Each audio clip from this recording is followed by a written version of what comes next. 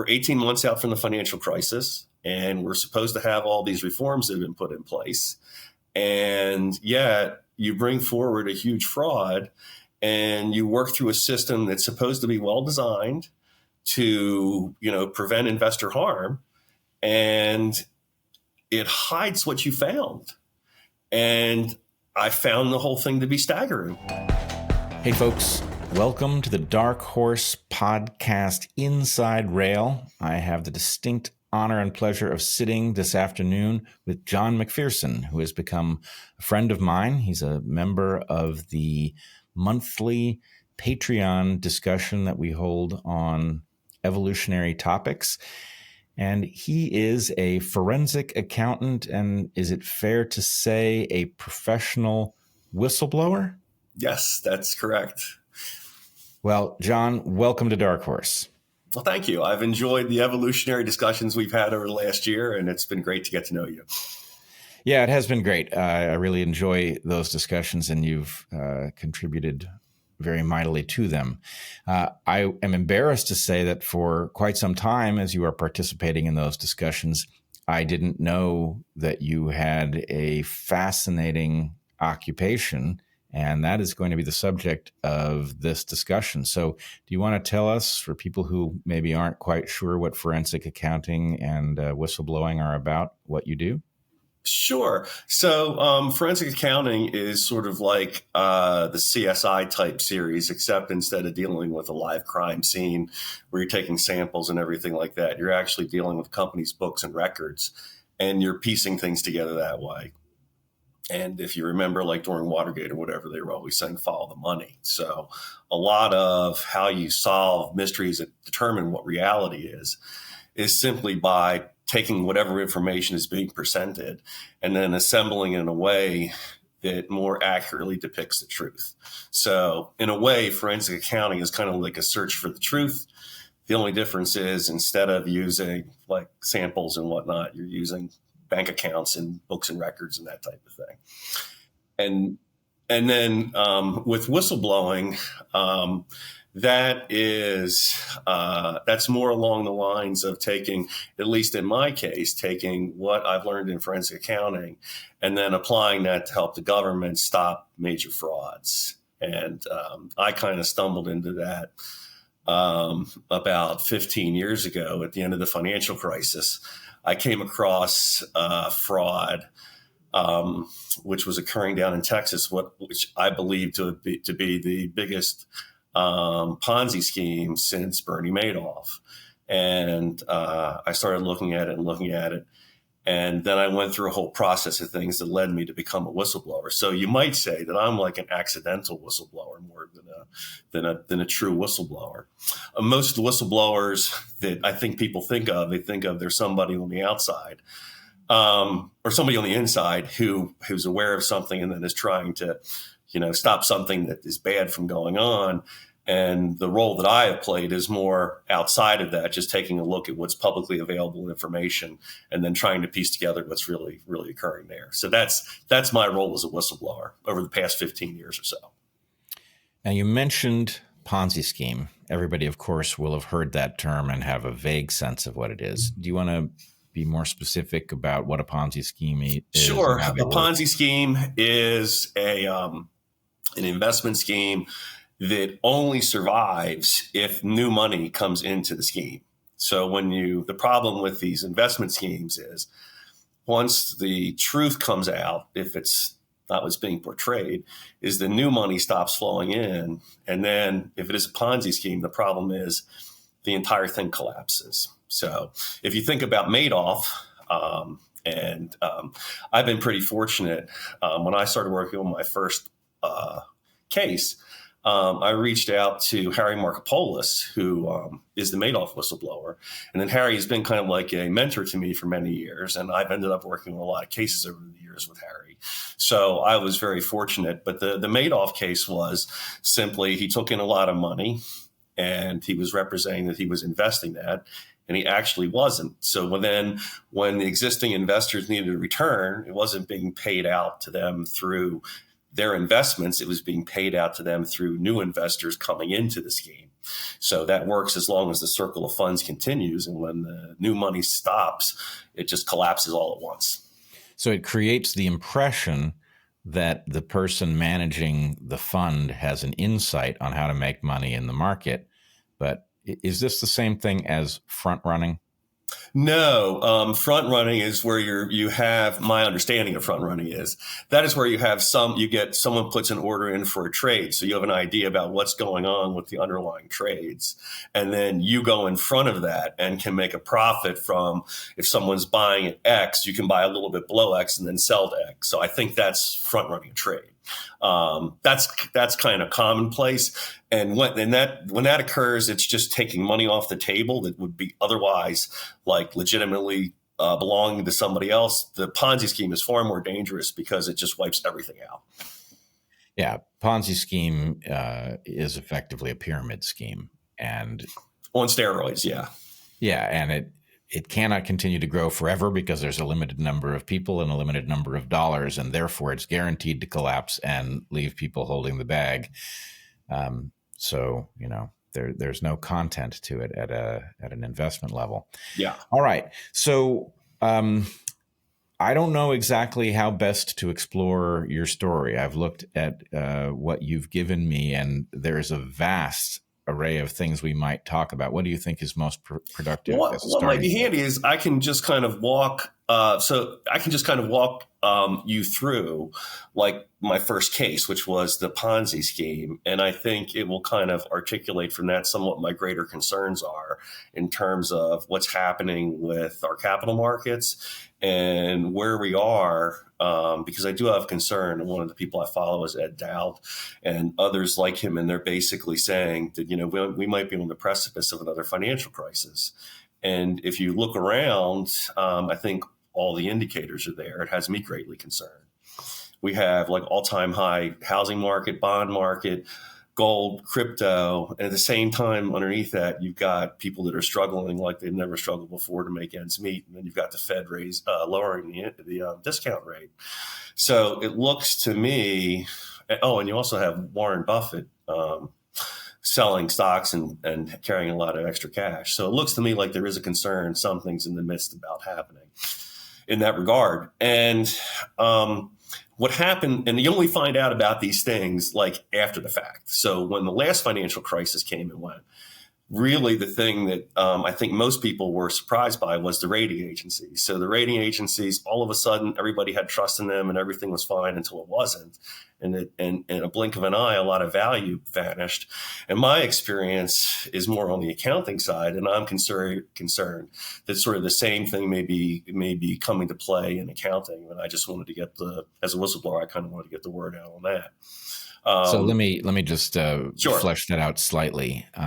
First of all, is it fair to say that when you express concerns about another financial crisis, you're talking about something of the magnitude of 2008 or greater? Potentially, yes. Yeah.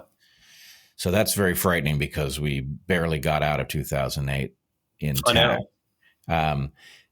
The ratings agencies were effectively, by the way, for anybody who wants to understand 2008, it is certainly worth watching The Big Short, which does an excellent job of making the story fascinating and emotionally gripping, but also does give you a sense for what happened. And, what you see is that the ratings agencies, by essentially not evaluating the quality of these investments, but stamping them as high quality, allowed investors to be drawn in, who then ended up holding the bag when the rot inside of the investments was finally revealed.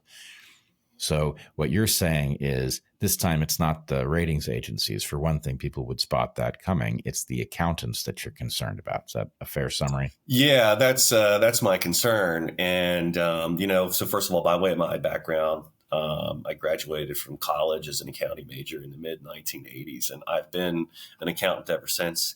And there are well, there were 8 big accounting firms back then, and now there's just 4. So I started with one of them, and I still have a lot of friends that are in the accounting profession. A few of them still practicing, and many retired. We still keep in touch. And I don't think what people realize is how the profession has changed. And how it used to be is it was almost adversarial and antagonistic. So when I started, it was not often for like one of our partners to go in and have an argument with a client about what something was valued at. And one time I was at one of those, and the partner wasn't aware that we could overhear the conversation. And he came out and he apologized for, he was actually got into a shouting match. Well, it's gone from that kind of a relationship between a client and an accounting firm, which yields accurate numbers, to one that is totally more client service oriented. And it's not what's the right number. It's become, to a large degree, how can we get you to the number you want to get to? And when you do that, you start to compromise a lot of different things underneath that. And that's my concern. And, over the last 15 years, as I've been doing this whistleblower work, you just keep seeing more and more and more of it. And you see it proliferate even more, to the point that you generally get concerned about, how far afield we've gone. And, since I've been around so long, there was like a demarcation point in the late 80s when this is from my perspective, where one of the public accounting firms basically said, we're going to come up with like a different audit approach. And they reduced their fees by, if I recall correctly, it was by about like a third. And then the rest of the industry kind of followed along because they had no choice. So you kind of went from industrial strength auditing, where you could actually get to accurate numbers, to a more abbreviated version of that. And then what happens with that is it just opens the door for, more fudging of the numbers. And within my circle of friends who've been around for like 40 years, I mean, there's a thought that, somewhere maybe as much as half the companies in some way or another are fudging their numbers.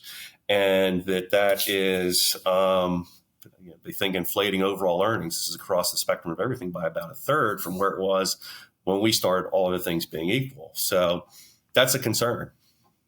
So just to connect some more dots for people, why would you inflate your earnings? Well, obviously that affects how valuable a company you appear to be in a market. So for publicly owned, publicly traded companies, creating the impression that you are a vibrant business when in fact maybe you're stagnating or losing money will bring in investors, and those who have information on what's real and what isn't are in a position to transfer the wealth of those unwitting investors to themselves. Correct. Is that fair? Yeah. And a lot of it is motivated by stock option plans of executives as well. So it's a combination of those factors, but you're exactly right, Brett. All right. So where should we go for people to take a look through your eyes? So I don't think many people know what a corporate fraud looks like. I don't think people know what the whole process of going through one is. So if it makes sense, I'll run through one of mine. It was my first one, and maybe give a flavor for what's involved here and some of the dynamic. So if that makes sense, I'll.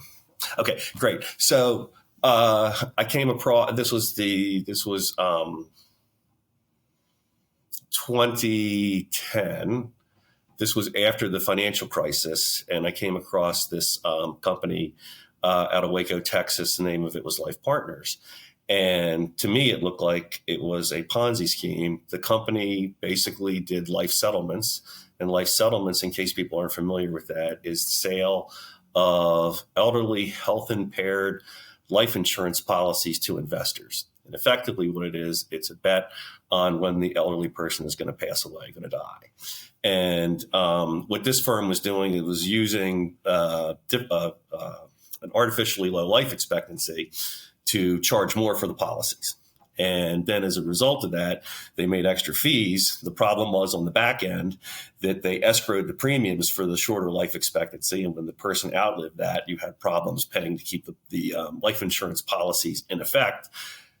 in force. And then if you don't pay the premium, they lapse, and every investor in the policy loses everything. So that was my concern with that, is that if the fund of new money dried up, that effectively the policies would begin to lapse. And what the company was doing is it was taking new money that was coming in and using that to advance funds to loan to keep the policies afloat. And when the new money stopped flowing in, the policies would have lapsed. So it wasn't a small undertaking. It's about 22,000 people that were invested in this, that took about $1.4 billion.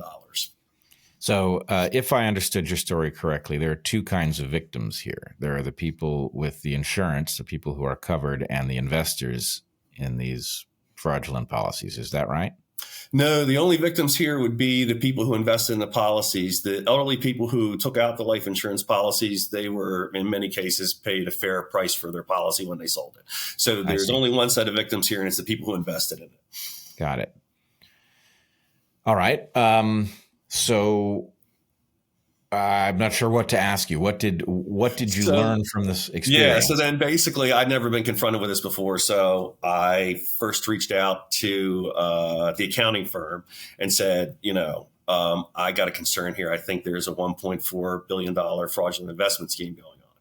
And I thought everything would progress like normally from there. And I found out I was the second person that had the suspicion. The board of directors had hired a reputable law firm to conduct an investigation, and then I was going to be interviewed. And then that's when things started to go. And if everything worked normally, I just probably wouldn't have done this. But things got so strange that I was kind of like, this isn't really what capitalism is about. This isn't right.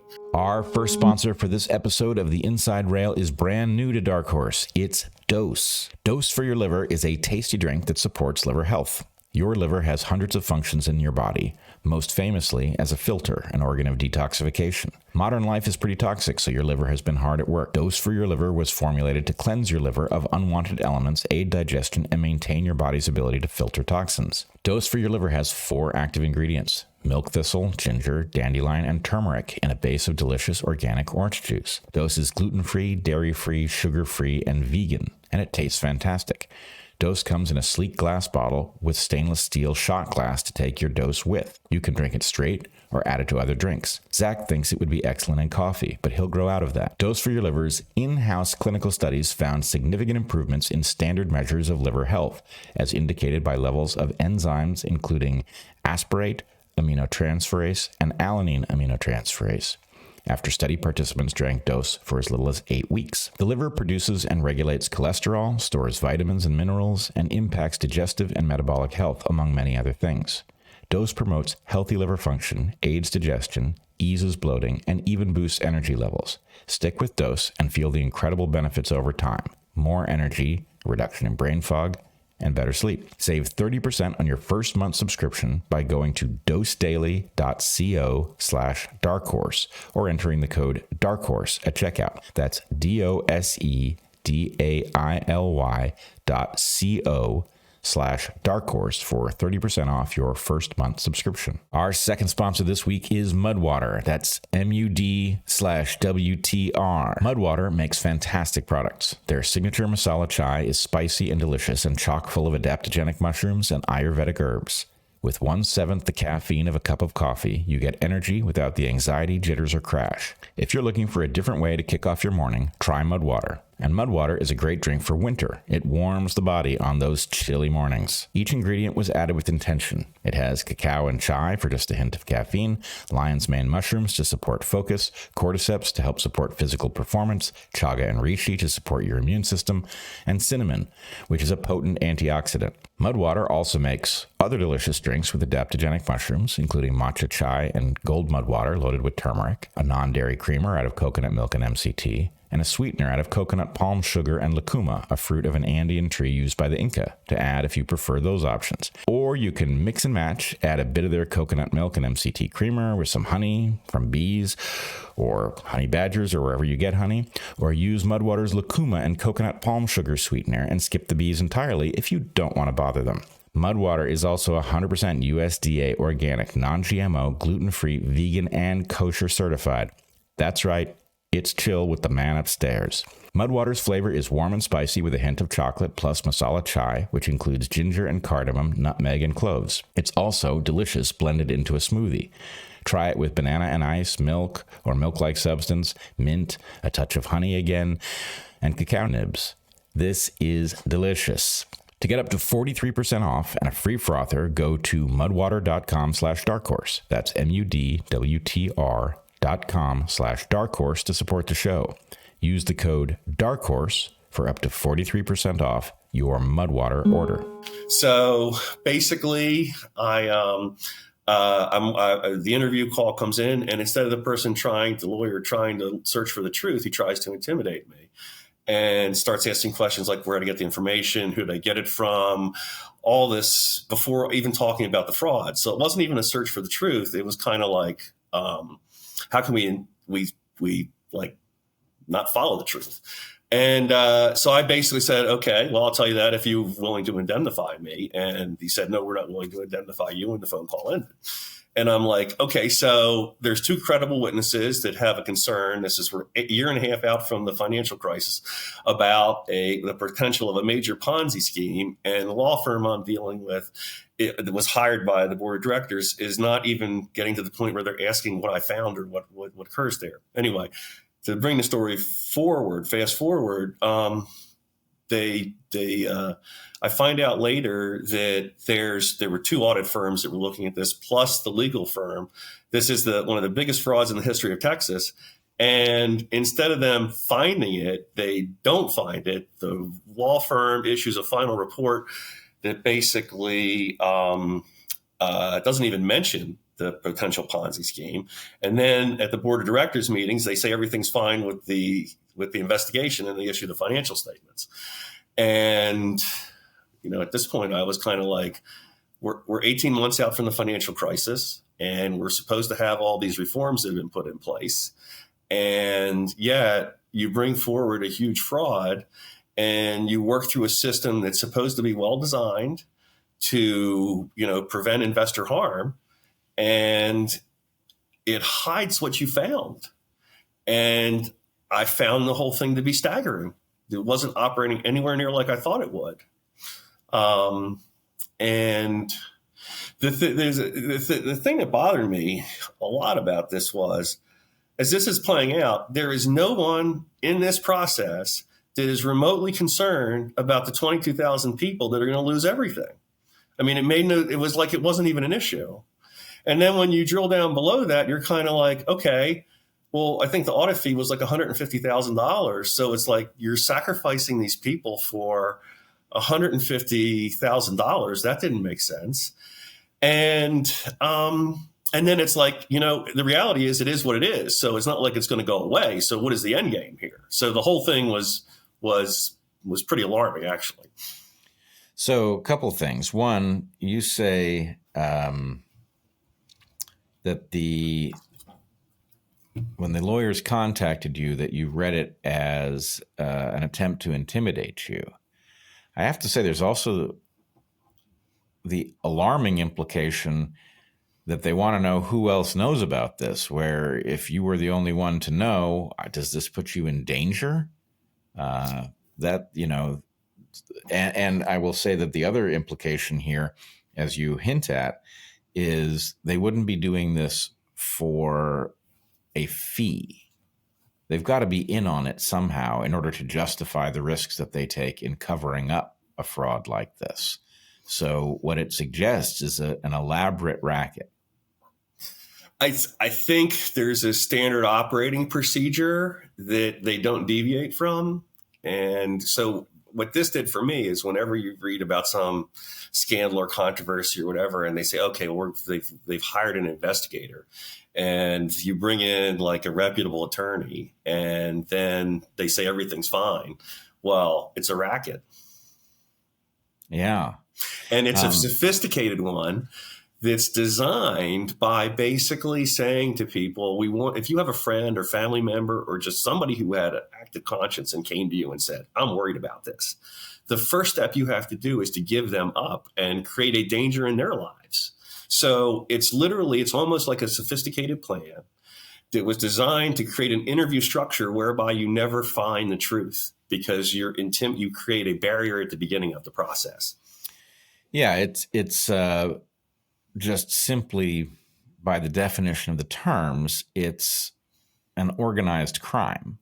And that organized crime, it can be planned or it can evolve as people discover that it's actually more lucrative to play this other role than to do the job that they've nominally signed up for. But however it comes into existence, what you get is a lot of people who have a job title that will be the inverse of what they actually do, because really the way they're getting paid is by figuring out how not to find the thing that they're being paid a smaller amount to go look for. Yeah, it's remarkable, actually. And I don't think people understand how this works, because I've been associated with this in other instances, and this is not an anomaly to how the process works. It's kind of like someone's come up with an effective way to do this. It's become the standard practice. And by effective, I mean not effective at finding the crime or the fraud, effective in terms of not doing it. So, what has your experience been as a whistleblower beyond your encounter with the perpetrators? Obviously, there's a whole federal apparatus that is ostensibly designed to prevent fraud. Yeah. And the funny thing about that, so after I walked away from this, and just one other thing that bothers me about this whole thing, and that is, and I think on our evolution thing, we had touched upon this, and it's that experiment where you electroshock. What's the name of that experiment? Yeah, Milgram. Yeah. So you have people who are involved in this process who are making these decisions about how they're going to handle this, and it is going to adversely affect and perhaps in some cases destroy people's lives. And they're unaware of the consequences of what they're doing, or worse, they just have decided that that's okay. Because literally the existence of that mindset was prevalent with the first step of what I was doing. The second step, when I went to the SEC, actually the exact opposite existed. And I went to the SEC kind of expecting it to be like the MVA. And instead it was like shopping at Nordstrom's. And the people there that I dealt with in the Fort Worth office were remarkable. And so literally I reached out, I did a little outline and reached out to them, and literally within, I think it was 3 weeks, they'd flown up to Baltimore. They brought the head of the Fort Worth office up. I mean, you understood the severity of this, which in contrast to how it was when I went with the company and tried to resolve it, like with the accounting firm and everything, this is the mirror opposite of that. So they come up, we have a meeting. In the intervening period of time, I'd gone around and gathered additional information because I wanted to make sure if I was making this allegation, I wanted to make sure it was accurate. So I literally flew around the country, and some of the people I met were incredibly helpful and played a key role in this. And then ultimately, they came up to Baltimore within 3 weeks. And then literally a couple months later, they flew me down to Fort Worth. You couldn't have asked for better people working on it. It was Mike King, who headed the office, Frank Goodrich, and Akita Atkins. They were remarkable. Then Mike King was replaced by David Woodcock. He was remarkable. And then David Peevler finally replaced all them. And they're kind of like the unheralded. There was, at the end of the story, there's $1 billion of investor recoveries that come out of this, which is amazing. And those folks played an enormous role in doing it. So we end up. You said more than $1 billion was actually recovered for investors who had been defrauded. Yes. Yeah. Fantastic. Yeah, and that never happens in a Ponzi scheme. I mean, people walk away from Ponzi schemes with nothing, and we got $1 billion out of 1.4, and there's a good chance they can get 100 cents on the dollar still. So it's like one of the most successful SEC enforcement cases ever. So, and it's because of like the role I played, plus the amazing work that they did. I mean, it really should be held out as a case study in how to make capital markets function. So they did a great job. Took the company to trial. Won a trial, and then the company they got a judgment, so they used that to try and get a receiver appointed because the company was still doing some of what it was doing before. then I flew down for so they asked for my assistance going forward. Then they asked me for who would be a good receiver, and I helped out with all that. And then we end up down in Waco. I was down in Waco for the receiver hearing, and just to give you a little flavor for why I respect the SEC field offices so much is. They had a handicapped victim of the investment scheme that was in a wheelchair. If I recall correctly, it was an elderly lady. And David Woodcock, who was the head of the whole office, is there. And I walked by the witness room because I was sitting in the court that day. And he literally is on his knees talking to her because she's afraid to testify. And, for me, kind of the distillation of everything that they did that was right was that moment. And so anyway, the company filed for bankruptcy to avoid the receiver, and then we ended up having to have a bankruptcy trustee appointed. And then I went and became involved in that process. So if you think about it, we basically stopped the fraud for the most part through the court and the SEC.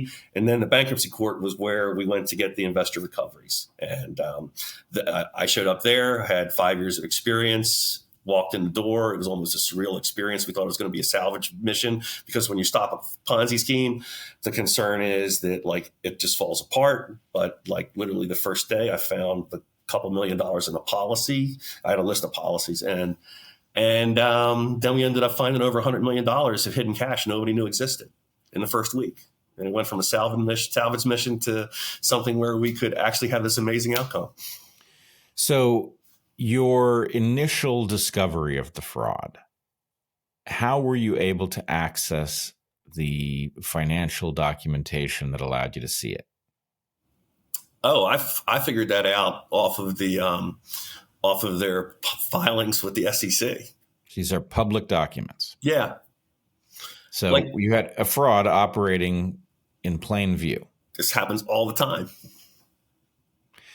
Well, that's fascinating. So why you're describing the SEC field offices are highly competent. You've got frauds existing in broad daylight. How do you reconcile those two things?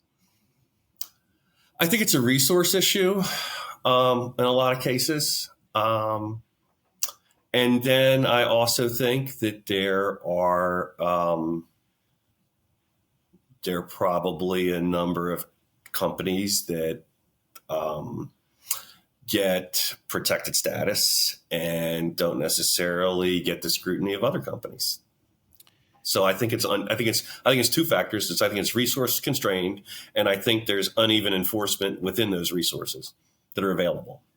Got it. Okay. So is there more to say? That was the first fraud that you uncovered? Just the last thing I'll run into, which is the last crazy element of this, and that is from my take, at least my experience, is if you have a properly functioning capital market, integrity is what's important, and the enforcement and everything is predicated upon preserving the integrity and driving out fraud. But you can get to a point in the capital market where the integrity is less important because fraud has become a more significant driver of profits and value. And then when you get to that point, people that do concerned citizens and governmental agencies that stand up for this kind of thing, but more importantly, people that just don't tolerate it, and do something, they become an enemy of the state. And the last chapter in my first whistleblower experience played out literally last year. And so we expect everybody loved our work. So we expect the whistleblower award process to go, fairly the way everything else had. But now you want to describe what that process is supposed to do? Oh, sure. So what the process is supposed to do in the aftermath of the Madoff scandal, they put in place a whistleblower award program to encourage other people like Harry Markopolos to come forward. And as part of that, you would get paid a percentage of either what the fines were or what the investor recoveries were. And effectively, we went into the process and filed it back in 2015 and filed an award application. And we expected them to act upon it very quickly. And so that would have been I forgot what you said the percentage was, but you're Oh, I'm talking sorry. about. It's 10 to 30%. 10 to 30% is kind of what you would get paid. So a huge award on, you said, over $1 billion. It could have been, but the funny thing is we recognize that. So when we did our submission, we were kind of like, look, we recognize this as a massive number. So if you were okay, if you want to pay less than that. The whole time I was doing this, we thought there was going to be nothing. It was only when we got to the bankruptcy thing and found $100 million, we thought we had something that could pay anything to anybody. So I did 5 years of this just because I didn't want people to lose everything. I wanted to stop it. But most whistleblowers do not do it for the money. They do it just because it's the right thing to do. So we were like, we'll work with you on this. We recognize this is like an extraordinary number. And how was that offer of yours met? Well, the funny thing was then the whole thing got we had ended up getting coercive, and they basically they gave me two options to get paid. One was ignoring the bankruptcy and one was including the bankruptcy. And then we were kind of like, well, we did all this work. We may as well, have everything factor in the full amount. And then we chose the option of the full amount. And they're like, oh, well, this will take another 5 years. And then a couple months after that, they give us the opinion and they say, no, we can't pay you anything because it came out of a bankruptcy, which is absurd because Madoff went into bankruptcy. So the program that's designed to stop the next Madoff would not pay Harry Markopolos, the Madoff whistleblower, for the Madoff fraud. So effectively, it was ridiculous. But what I found through the whole thing is, like, ridiculous actually can prevail. So then the crazy thing was we had to go, they made us take them to court to appeal it. So then we went down to court and I had 2 offers and they neglected to put that on the record or in the hearing. So they're saying they can't pay. I had offers that were going to pay. And effectively, they just reneged on the offer. And long story short, it basically is how you end up getting no award whatsoever from the government for 5 years of work that saved 22,000 people from losing $1 billion. So the government, in an effort to encourage whistleblowers, created a program to pay 10% of the recovered 10 to 30%, yep. To whistleblowers, at least 10%. You did it spectacularly, recovered more than $1 billion. And not only did you not get $100,000 or $100 million, but you got stiffed completely. Yes, completely. Completely. And the one thing in terms of how this ended up that is particularly infuriating not infuriating, but insulting actually there's another whistleblower, John Barr, who's an amazing person. His story parallels mine.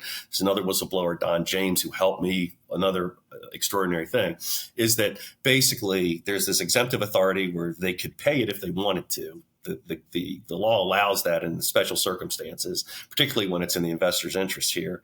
And basically what they said is, we have the exemptive authority. What you did do was extraordinary, but guess what? We're not going to pay you anyway. We just stood back thinking, is this our government? I mean, seriously, you got 3 guys that came off the bench, left everything on the field, did everything they possibly could, had this amazing outcome.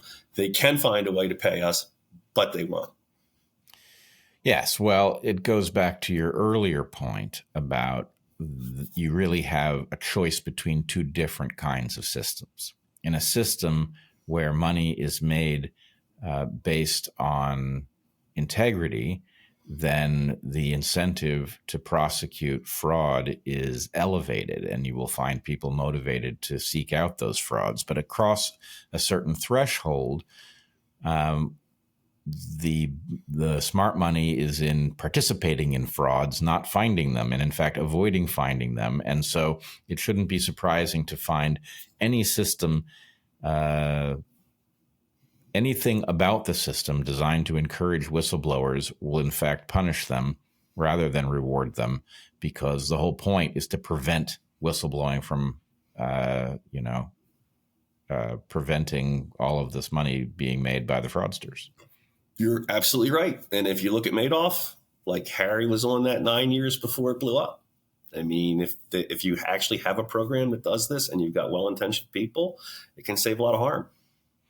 And at some level, I hate to be cynical this way, but I do have a principle, which is no matter how cynical you get, you're still being naive. And I think it applies here. In the case of Madoff, is it clear that the system needed to prosecute a fraud? And so Madoff was convenient in that case because it was so over the top, because it was a Ponzi scheme. But it's not obvious that the system would have been motivated over a Bernie Madoff under ordinary circumstances. It was the extraordinary circumstances of the financial collapse which required scapegoats. And I think Madoff is the only guy who went to jail. Is that right?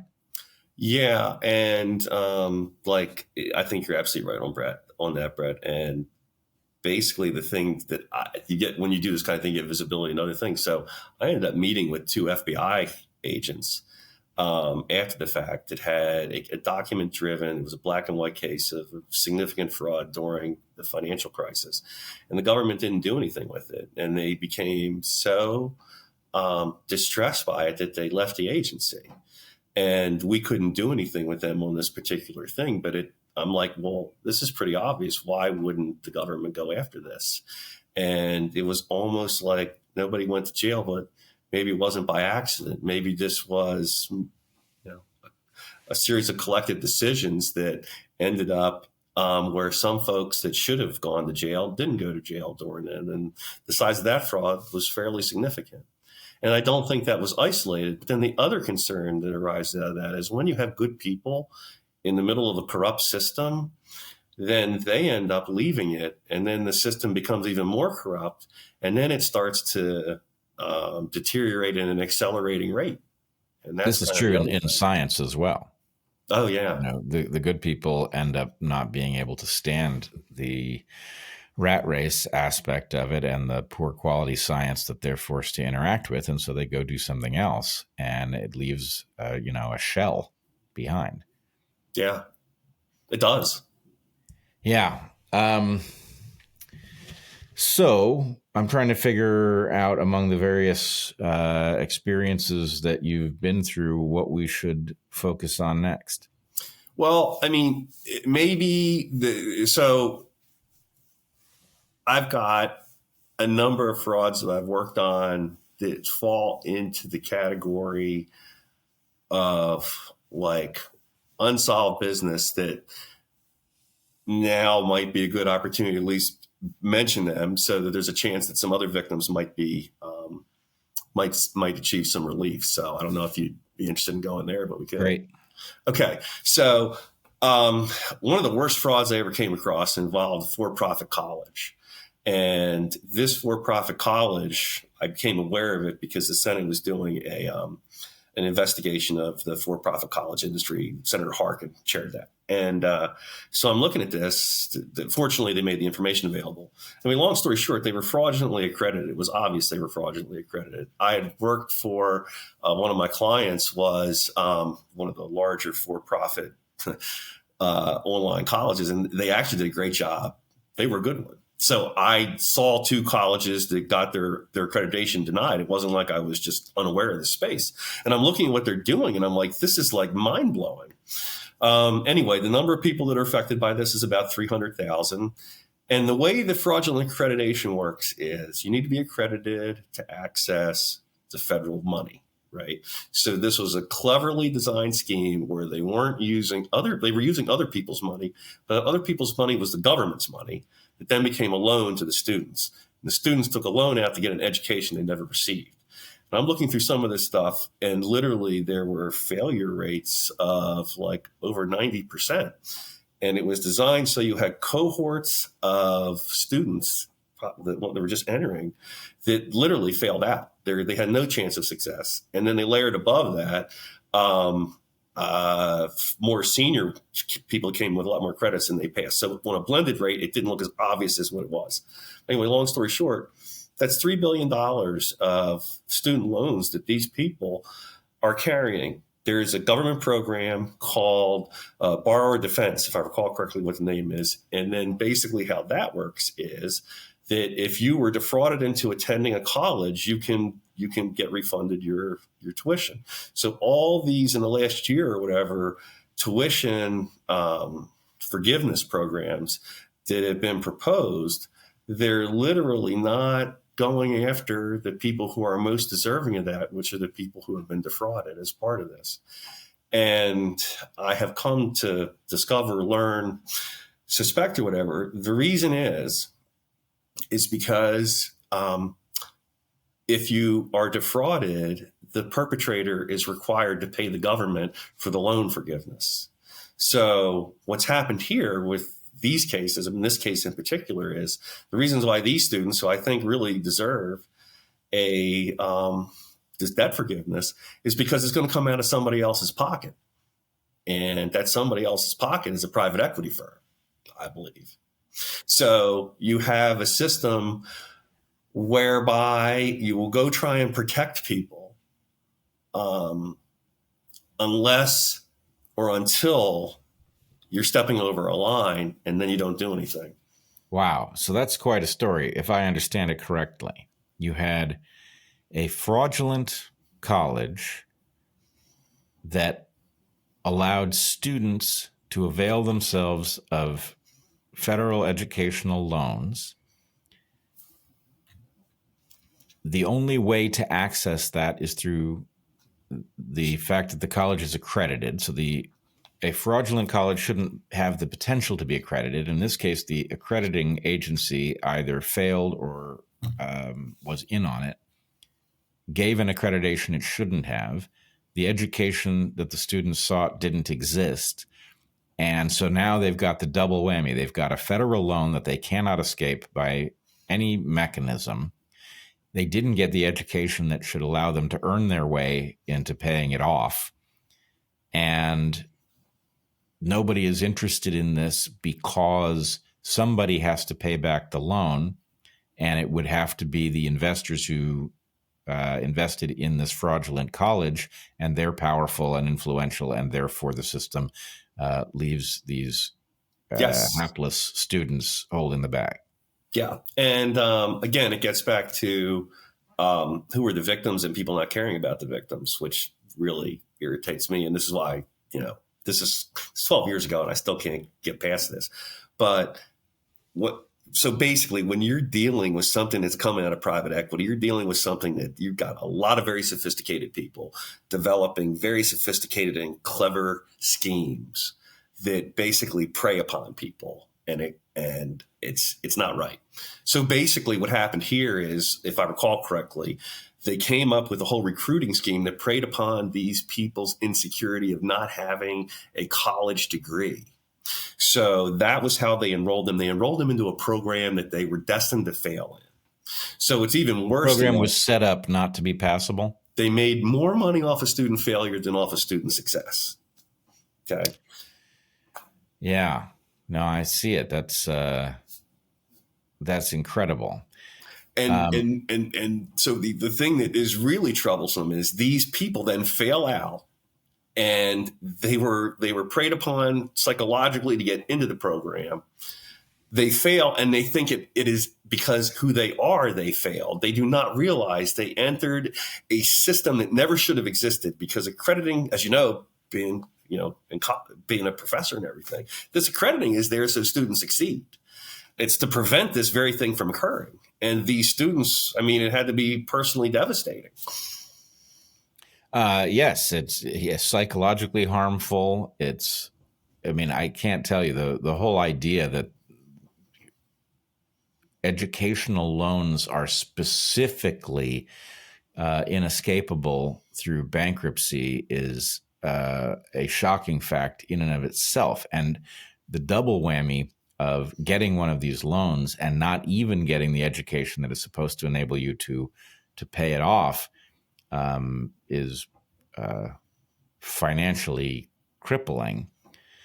I did want to, I don't know if this is the spot, but I did want to point out that after 2008, I realized that evolution in the market was going to create, and had apparently already created, something I call the bubble game. And the idea is that a bubble that inflates for reasons that are not about the intrinsic value of something increasing is really in many ways the ultimate mechanism for making money. If you know where the bubble's going to be and you know how to get in and know something about when it's going to collapse, then it just spits money at you for no reason. And so, and it robs people who are trying to get in on this apparent growth that is in fact phony. So basically, it's just a transfer of wealth from people who have inside information about where the bubble is and when it's likely to burst, a transfer of wealth to them from people who are simply treating the market as if it should be taken at face value. So what you find here, once you realize that that's just simply a far easier way to make large amounts of money than actually innovating and delivering value, which is difficult, then the point is, of course, the system starts defaulting into this. And basically what happens is, behind the scenes, people, there are two kinds of people in the world. There are people who are confused enough to think that the way you're supposed to make money is to actually provide value. And then there are people who get how the racket really works. And once you're in on the idea that, it doesn't really matter what the bubble is about, what the subject is this time. You just need to know that that's a bubble. It's not going to last forever. And here's the characteristics so that you can, get in before it inflates and get out before it bursts. And, you're on easy street. So, okay, I can see it with education. It's an obvious place to do it. But there are innumerable places to create these bubbles. And, what you're telling me is, there's publicly available information that would allow a sophisticated person to detect frauds because filings are obligatory. But apparently, the overlap between people who have the skills to understand the publicly available information and the incentive to call it out rather than participate is vanishingly small. I'd agree. Yep. Exactly. Yeah, which is frightening. And it does begin to explain how you end up with a civilization as broken as ours is. A civilization, who knows what the immediate connection is, but you go and you find out that the CDC gave us advice during the so-called pandemic that was the exact inverse of the advice it should have given us. And the answer is, well, I don't know exactly why that happened, but in a world, it's over your tipping point somehow, where you're saying, either the system is built to create integrity and it has an incentive to punish fraud, or it's built to enrich people for doing nothing, in which case it will protect fraud and it will treat people who attempt to reveal it as enemies of the state, as you said. Yeah, exactly. And like, one of the tricks with what we do is, if you end up in a situation where you've got this super complexity, it's usually a red flag, something horrible's going on. And if you think about the last financial crisis we had, does anybody really understand what happened there? Did they ever really explain it? Was there any takeaway in terms of what happened? It's all murky, right? But if you were to take a look, really going to your point here, if you were to take a look at really what happened, it was like the world's largest pump and dump scheme that ever happened.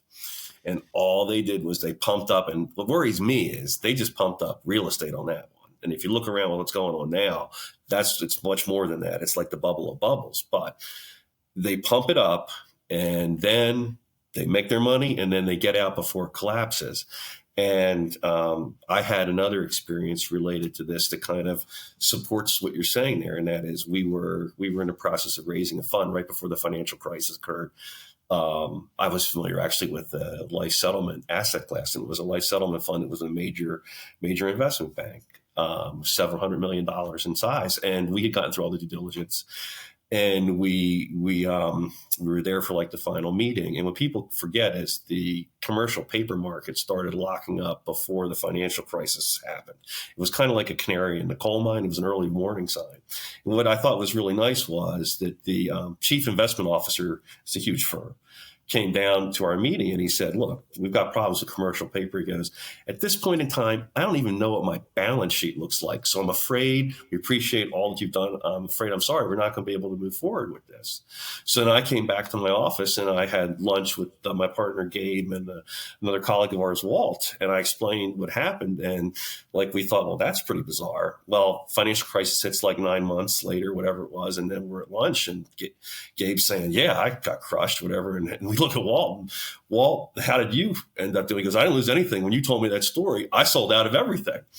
And I think what it is people have a faith in the system, which is why we didn't exit anything that Walt did not have. And he was smart. That's number one. But number two, if that investment, the chief investment officer comes down and talks to us, everybody on Wall Street knows what's going on. So it'd be nice if somebody had gone through and said, okay, how many people on Wall Street really lost everything or a lot or anything when the financial crisis hit? Because I think, based on that experience, people knew in advance. It was a surprise to a lot of people. It wasn't a surprise to that group of people. Yeah, that's a mind-blowing description. It matches my sense of how these rackets work, which is that basically you have to deduce, the whole game is that you have to deduce the actual rules of the actual game, which are not like the rules that we are taught, right? So you go into investing thinking that the idea is to be able to spot something that's undervalued and arbitrage it.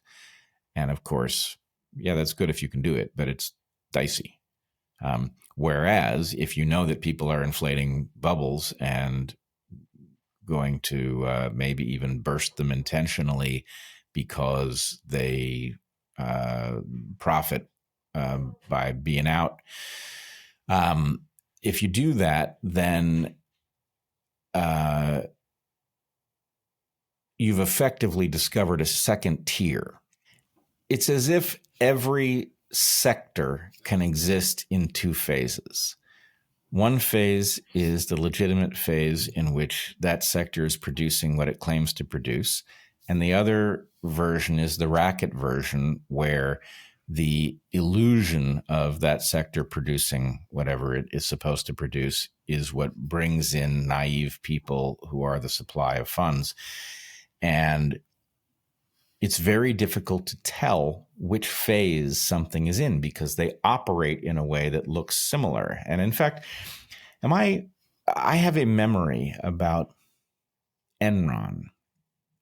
Maybe you will know, as somebody who's been very active in this sector. Obviously, Enron is a good bit farther back in history than your work. But my recollection is that Enron had Enron had initially been a very vibrant energy company in Texas, and it had effectively discovered that delivering energy and services was very costly, and that by effectively abandoning its legitimate energy business, it could become a full-time racket. And the part that I'm not certain of is I recall reading that they had a trading floor that was phony, in which they would bring journalists in and everybody would pretend that they were actively trading on the phone, multiple screens in front of them. And then the journalist would be gone and they'd stop doing it because it wasn't really connected to the outside world. Do you remember this? I don't remember that specifically, but I do remember that whole aura of a transition from something that dealt with something that was, tangible to the migration to the trading. But that would not surprise me. I don't think you have a faulty memory. Well, I don't think I have a faulty memory either, because it's not the kind of thought I would have come up with. It's so preposterous, in fact, that if I had come up with it, I would have thought it was too ridiculous to say out loud. So I'm certain that I read that. Yeah. The funny thing is, it's hard for me to find documentation of it. So it does make me question why I have that running around in my head. But nonetheless, the idea of people who, to a superficial observer, appear to be involved in some industry when in fact they have discovered that actually that's working too hard, and there's a much easier way to get much larger amounts of money, and that basically you just need a source material, which is suckers, right? Mm-hmm. Yeah, I think that's happened with a lot of things. I think you're spot on with that, and I think like if you go and look across what's evolved in this country, we have a lot of people that are not happy that didn't used to be the case, and I think people sense that things have changed and that we've gone from something that people can understand and participate in to something that seems to be almost surreal. Well, it's a pretty nasty trick to teach people, to the extent that we teach people at all. We give them a false portrayal of how the world works. And then to the extent that the world is a test of your ability, it's really a test of your ability to spot bullshit. And while I appreciate people who spot bullshit, and I feel that I am one, nonetheless, I don't want to see people punished because they believe in the system and because, they did what they were asked or they accepted that which they were led to believe in school. That's not how the system is supposed to work. Yeah, very true. Very true. And then like the experience that I've had and others have had, that when you try and stop that kind of thing from occurring, then instead of having a tailwind, you have a headwind. And I got to tell you, with that college I was telling you about, which I think the way the students were abused is horrible. So I was just trying to get that out in the public. So I, I've worked with the Wall Street Journal over the last, I don't know, 15 years, whatever. And I've been a source, named and unnamed, on about 50 articles or whatever. So they didn't have an interest in it, but that's okay. That's not like their area. So then I called New York Times and I had worked with them. They had no interest in the student story. And if you do the work I do, to get 100% recovery for any victim is like, it never occurs. So then I go to the Washington Post, nothing. I go to USA Today, and they at least read the material, but then passed on doing an article. The closest I came to getting somebody to expose what happened to these students was a website, CoffeeZilla, which is like a whistleblower website for social media type things. But our media has so failed us too, Brett. What's so frustrating is, like, here is a thing where it's 300,000 students, 70% are females, 50% are minority, 20% are military, and the news has no interest in doing a story on it that would basically make all those people's lives better and get rid of that horrible debt that they've got for an education that they never received. And how you can't get the media to do this, is even more frustrating. Yeah, and as you will recall, I've been in that exact situation. It's when I was in graduate school, I did work that I didn't know was in any way connected to money. I was just doing an evolutionary project. I was studying why animals like us grow feeble with age, why we senesce. And I stumbled upon a flaw in the mice that were being used for virtually all mammal experiments, including drug safety testing. And it just so happened that the flaw that the mice had would create a impression that drugs that were actually very dangerous to people were much safer than they were. And I felt certain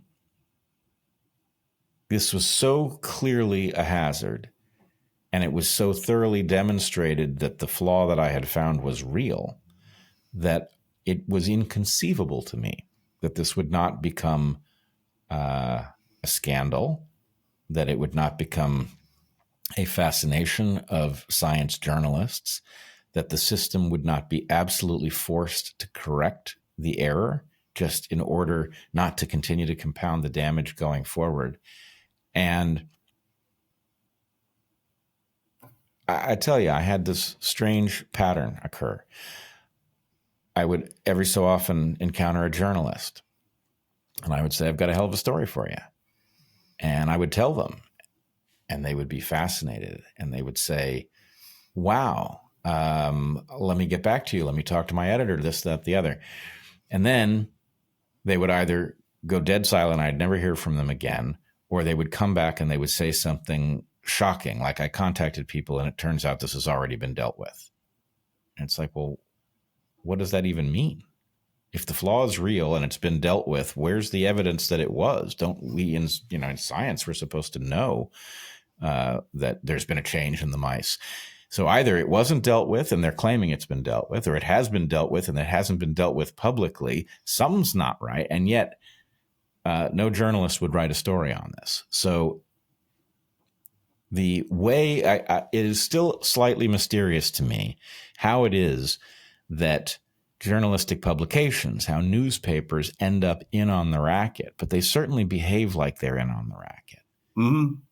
And, obviously we've seen with pharma that there's been a huge amount of the purchasing of advertising on journalistic television programs, not ostensibly to compel people to take products they wouldn't otherwise take, but because it gives a tremendous amount of editorial leverage when an inconvenient story is going to emerge that some huge fraction of a newspaper or television network's budget is actually coming directly from pharma, and they don't want the spigot turned off. Yeah, the whole thing during COVID was amazing to watch. And there are a lot of people in the whistleblower community that were incredibly impressed by what you were able to accomplish there. In that just the fact that an opposing view was censored, that's not what our system is predicated upon. And usually it's those opposing voices need to be heard. You should actually go out of their way. And with the student thing, the thing that was most depressing to me was I actually reached out to NPR, which I thought they would be, it's their demographic. This would be a great story for them. And they had no interest in it. So I think it extends like beyond. So then you're like, well, why wouldn't NPR be interested in this story? It's got everything I would want if I was an NPR person. And I think it's because the different contributors to NPR do not want, for whatever reason, these kinds of stories going out. And then it just doesn't make sense sometimes. Yeah. I wish we had a fuller understanding of how that actually works. I think it's a mixture of things. There's some sort of structure that alerts people when they're on a story that is not supposed to emerge. And then presumably, as with all of the other places, a journalist who finds good stories and then keeps getting those stories killed by some force that doesn't want them to emerge is going to leave and do something else. Yeah, definitely. All right. So I know you have further chapters in your story. So where do we head next? So just to continue on the people that did have been my cold cases or the cases that I don't want to leave behind. So another one isn't a case of mine, but I think it gives a glimpse into what happened the last time we had the financial crisis and maybe a precursor of what might happen this time. So the last time we had the TARP program that rolled out and basically opened the checkbook up to businesses. And then we had the program that was supposed to help the borrowers. And that program, so first of all, there was, my research on this is somewhat incomplete because I just found out about this recently. But there was supposed to be a lot of money that was allocated for the borrowers, and I don't see where that occurred. The program they put in place was called HAMP, if I remember correctly. And what the HAMP program did was, if you were a subprime borrower, you could get relief. But what the relief consisted of is they would reduce your mortgage and they would extend your term. But what they didn't do is they didn't reduce the principal that you own. There was a HUD lien that came in, so you always owed the same amount. So if you think about the pump and dump, the values of these houses get pumped up. People are suckered into taking a loan out, a subprime loan out on this. And how I found out about this was it was a friend of the family who was trying to get a mortgage refinanced, and they were underwater still because of this HUD lien. So what happened during the financial crisis is we took care of business. And then the victims who wandered into this pump and dump scheme, the relief they got was really not any relief at all. It was, oh, you still owe the same amount, even though your house was never worth that you got the mortgage on. And I looked into this a little bit, and there is a quote from Tim Geithner, if I remember correctly, that basically referred to this program as foaming the runway. Like the idea wasn't to help out like the average homeowner who got stuck in this thing. What it was doing, it was foaming the runway so that the foreclosures were not overwhelming the banks. They could spread them out. So it foamed the runway and no one reports on this. And there are people, I mean, literally, I think there's at least 500,000 people to 1 million people that are still stuck in this. And because they're stuck, they can't refinance their loans at like when it was 1%, when it was 2%, 3% or whatever mortgage. They're stuck in this thing. They're like a hamster on a little wheel running along because this HUD lien exists. So it really didn't help out the program to help out the borrowers, really didn't help out the borrowers. And nobody reports on that either.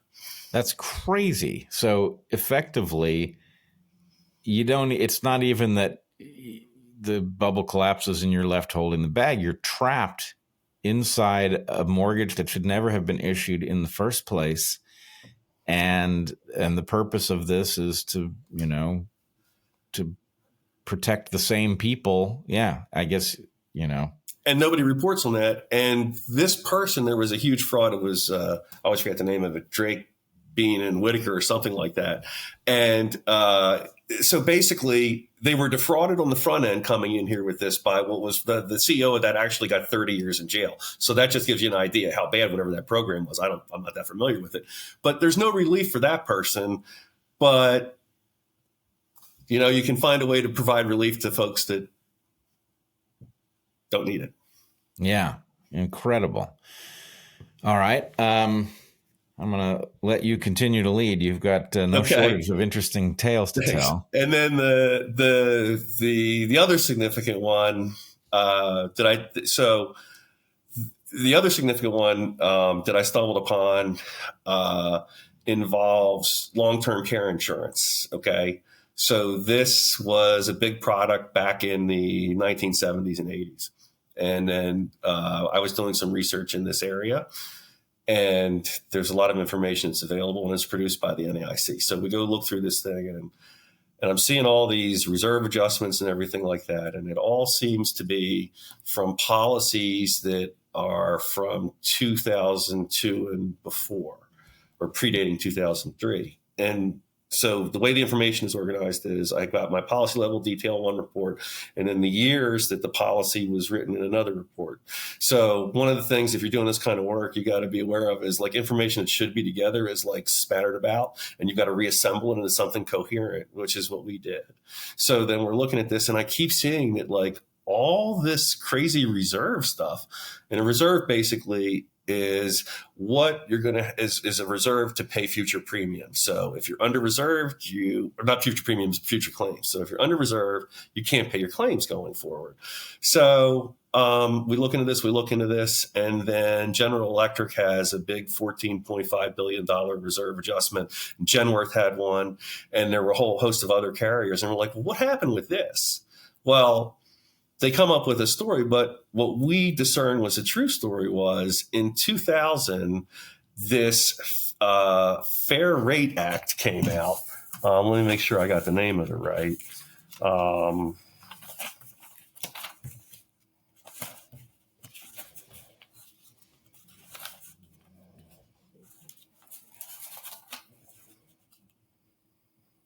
Fair Rate Act. So that was the NAIC that did that. Anyway, what it basically said was, we're fixing the problem going forward because these things weren't properly priced. So anybody getting a long-term care policy going forward, it's fixed for. But the folks who have a long-term care policy that predates that, we're doing nothing for. So it's a ticking time bomb. Like the way insurance works, it's a math equation it solves as people age. So the industry, neither the industry nor the regulators let anybody know, and it's 5 million people is my estimate. So this is like a lot of people. They were trapped in this policy, this long-term care policy that was going to increase the rate premiums on not exponential. Well, if it starts at like 2, 4, 5, 10 times until they could get paid a claim, and they're not aware of it. So we hired a crusty old long-term care insurance guy, and he goes, and the people, the horrible thing about it was these people who were going to be victimized by it were walking around thinking they were the luckiest people in the world because they got in before the rates went up, right? Not knowing that, no, you're going to get crushed. And then if you know how the economics work on this, basically when somebody can't afford the premium escalations that come in, then they lapse the policy. And when they lapse the policy, the reserve underneath it is released as profit. So long story short, somebody, when they establish that there's a huge problem with long-term care pricing big enough for the NAIC to go through and do something with it, that instead of them notifying the people that have the affected policies are going to be crushed, they tell them nothing. They just fix the problem going forward. So there's a cohort, I think, of about 2.3 million people now that have policies dating back to that should have been warned that, you know what, you have a choice here. You can pay another 10 years of premiums, 20 years of premiums, but guess what? It's going to escalate and it's going to become unaffordable to you. Or we can just leave you in the dark, let you pay that, and then turn all that into profit when you lapse your policy. So they didn't even get alerted. No, they weren't alerted. No one. They fixed the problem going forward and kept everybody in the dark who had it before, who had it existing. And then it was a ticking time bomb for them. And then that's been playing out. And you still see these articles on long-term care premium increases to this day. And it'd be nice if somebody would pay attention to that and do something for those people. But to your point, Brad, so you would think like AARP would be paying attention to that or doing something to like look out for seniors, but they're not. I mean, you would think they would be spearheading this, but you have the media doesn't cover it, and the groups that are supposed to look out for their interests also aren't covering it. So the long-term care thing is another one that I've stumbled upon that, might be nice if somebody did something about it. Well, you're fleshing out my my model of no matter how cynical you are, you're still being naive, because this is impressing even me, and I thought I was pretty aware of how much fraud was involved in our system. I did want to talk about the question of too big to fail, which I think actually hints at why our system has become so fundamentally corrupt. Is that the right way to say it? So basically corrupt. In the too big to fail story, I never hear it described correctly. So this is 2008. At the end of it, or actually even in the midst of it, entities were so large and so integrated into the way our economy functioned that they were understood to be too big to fail, which really means too big to be allowed to fail. They weren't so big that they couldn't fail. In fact, they were failing. But there's a way in which this is accurate, right? There's a way in which somebody hollows out an important institution, and the fact that the institution is a fraud doesn't mean that letting it fail isn't worse for the victims of the fraud. However, what was never explained to me is why, in saving those institutions, the people who steered them into trouble needed to be bailed out. Seems to me that it is perfectly consistent with the recognition that some institutions are too big to be allowed to fail, that the people who wrecked those institutions should be punished, that they should not have come away from this rich. Some of them should have certainly gone to jail, and the fact that they didn't is the reason that we are now still talking about this in 2025. Because if the system did suss out where the rackets are, punish the people who corrupted those systems, then the point is a lot more people would attempt to do honest work. But it's hard to get people to do honest work when they are being outcompeted by people who are engaged in fraud, which is increasingly pervasive in our system. Yeah, I'd agree. I mean, if you look at where the brightest people go out of college or graduate schools, it's into Wall Street or private equity, where they devise these schemes. It's not into anything that's productive. And I remember when you could get out of college and go work in a warehouse and have a car and support your family and take vacations and everything like that. And everything seems to have changed without anybody becoming aware of how it was changing, I think, along the way. Do you have a sense, so you're a whistleblower, which means that you're an outsider, even though traditionally we might think of whistleblowers as insiders. Most whistleblowers are not involved in the fraudulent activity. They're, maybe they're on the shop floor and they detect something.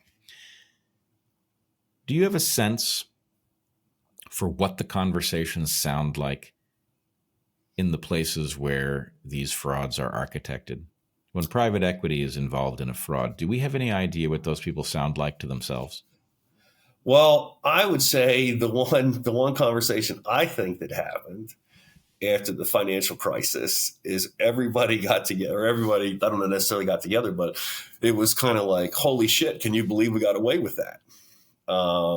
Because I think everybody was astonished, even then, that no one went to jail and no one was punished. And I think that was, maybe a very telling demarcation point from when we went from something that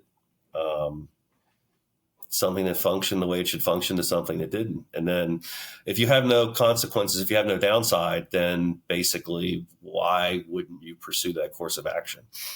Right. In fact, evolutionarily, this is just obvious that effectively the profit and no punishment through fraud is a beacon telling you that this is the way that one creates wealth in the system. It is telling you what the actual rules of the system are. And we, of course, inevitably get the system that we ordered, right? If we punish fraud, then we won't see a lot of fraud. If we reward fraud, if we fail to punish it and allow it to be its own reward, we will see frauds elaborate. We will see them become ever more insightful about how to find new victims and how to access new streams of revenue. So, it's really a choice between two systems, and it's astonishing that more people aren't aware of that. Yeah, and in a way, it kind of goes further than that. So I've been working on a case for an extended period of time, and I think what the takeaway from it is that we're finding is that this whole globalization and financialization, reorientation of our economy and everything, was number one, a bad idea. And then number two, we have evidence that it was kind of failing in the 90s, in the late 90s, obviously. And instead of everybody redirecting and saying, wait a minute, this model isn't working, they basically started hiding its failure, and it continued on and then ultimately expressed itself in the financial crisis with the blow up of this financialization orientation. But the globalization component of things, I mean, it didn't work either. I mean, it created China. You just got to wonder, this single-minded pursuit of wealth has compromised a lot of people's lives in a way that we had a system that seemed to work pretty well. And instead of sticking with it, we completely reoriented, and they created the greatest wealth disparity since the Gilded Age. So it worked, but no one has told that story. And when you start like going through and chasing the money and everything, you start to get a view in terms of what really has been going on here. And it's not good. Well, this has been a fascinating, if disheartening, discussion. Is there anything further that you think we should be talking about? Obviously, we are at a transitional moment between administrations at the very least. What should we know?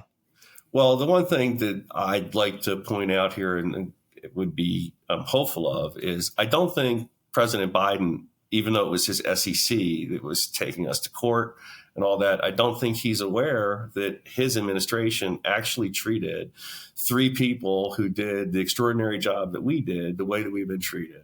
So there is the exemptive authority that they have. And if the Biden administration, I believe, still has the opportunity to fix that, it would be great if they could fix that. And there are 3 people that would who basically have just trying to help out other people could be rewarded for doing that. That would be greatly appreciated. That'd be one. Number 2, along the same lines with the other 2 ones that I brought up, whether it's the for-profit school students, I'm happy to provide that information to them. It's actually in the SEC's files as we stand here. And then with respect to the subprime people that have the HUD lien, if you could do something for them, I think a lot of people would really appreciate that too. Because the ultimate goal here, let's take care of people because we haven't been doing a good enough job of that.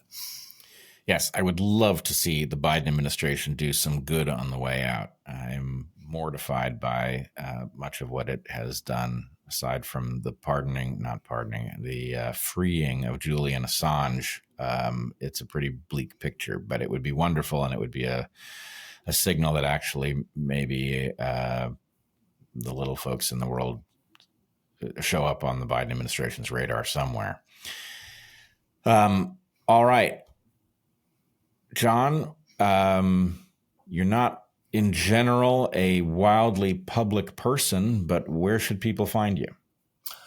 The funny thing is there probably isn't a way they can find me, but if anybody wants to reach out by email or whatever, my email is John M, JOHNM at MMS Advisors, which is my firm, Mary Sue Advisors, plural.com. All right. Well, John, it's been a real pleasure, and I look forward to seeing what you come up with next. Great. Thanks. Likewise. Thanks for all that you've done. Oh, appreciate that too. All right. Thanks everybody for joining us.